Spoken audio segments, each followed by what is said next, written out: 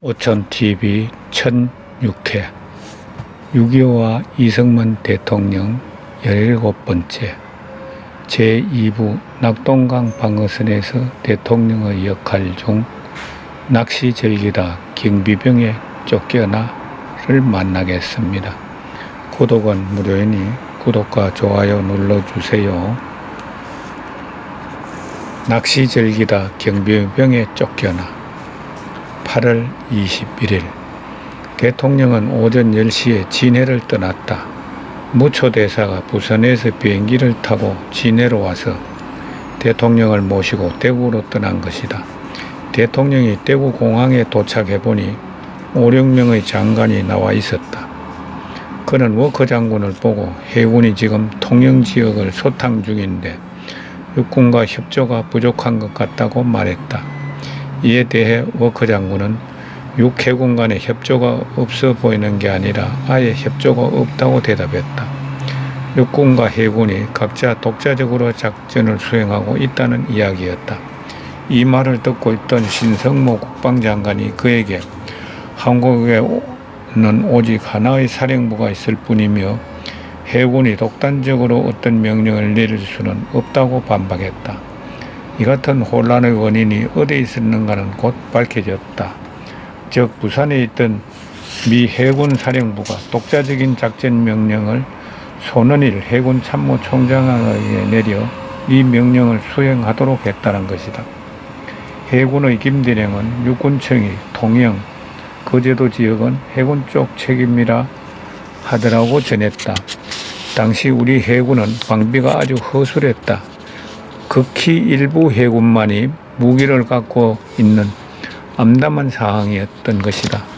따라서 해군은 부산 바로 옆에 있는 거제도도 방어하지 못하고 있을 정도였다. 육군은 이러한 실정을 도외시한 채 해상 봉쇄를 하면 공산군이 침투할 수 없을 것이라는 판단 아래 남해안 전체를 비워놓고 있었다. 이런 상황을 틈타 공산군은 소형 보트를 타고 모든 도시에 침투하고 있었다. 이제 그들은 통영과 거제도를 장악하려고 기도하고 있다.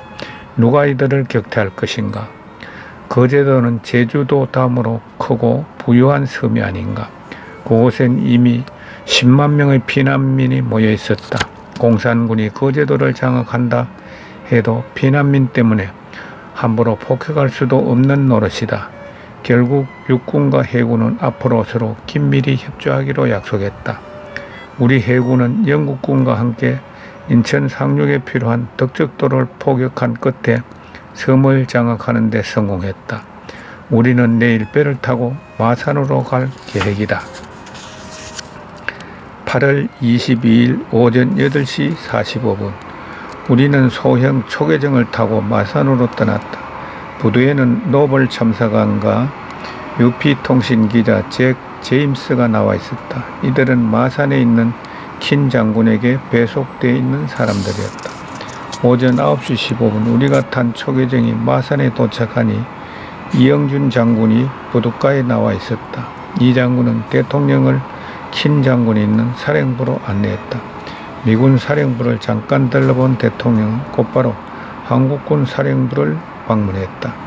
양쪽 사령부 방문을 마친 대통령은 통영에서 온 고속 초계정을 타고 부산으로 향했다. 부산에 도착하니 오후 2시였다. 대통령은 부산서 무초대사와 각부 장관들을 만난 후 도지사 관제로 갔다. 부산에서 잠을 자려니 진해에서 낮잠으로 들었던 장거리 포 소리가 오히려 듣고 싶은 생각이 났다. 대통령은 밤에 내각이나 국회가 징병에 관한 법을 통과시킨 적이 없으므로 징병 시행은 있을 리 없다는 성명서를 작성했다. 8월 23일 오늘 아침 일찍 대통령이 징병에 관한 자신의 성명을 보도하지 않은 군 검열 책임자를 불러 이 문제를 물었다. 옥신각신 끝에 대통령의 성명 내용이 발표되었다. 징병이 없을 것이라는 대통령 성명이 나가자 반응은 대단히 좋았다. 고등학교 학생들이 대거 지원병으로 지원하기 시작한 것이다. 사실 어느 쪽이 옳다고 단정하기는 매우 어려운 노릇이었다. 국방부는 3일마다 5,000명의 병력을 미군 쪽에 공급해야 할 입장이었다. 동시에 우리는 우리대로 5개 사단의 조직을 원했으나 그럴 병력이 전혀 없었다. 필요한 시간 내에 필요한 병력을 차출한다는 것은 거의 불가능한 일이었다. 정오쯤 돼서 대통령이 어젯밤에 불렀던 조병옥 내무부 장관과 신성고 국방장관이 왔다. 조 내무는 경찰의 현황에 대해 대통령에게 보고했다. 대통령은 이 자리에서 조 내무에게 경찰 간부들을 함부로 해고한 뒤 장관의 친척이나 친구들을 기용하는 행위를 중지하라고 나무랐다. 그와 같은 것은 모든 상을 악화시키기 때문이다.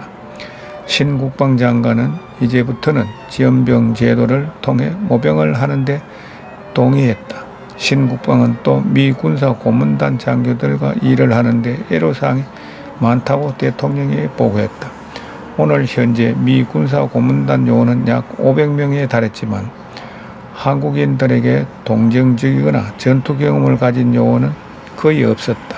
신국방의 이야기로는 미 군사 고문단 요원들의 대부분은 야전 경험이 없고 파티나 즐기는 그런 사람들이라는 것이었다.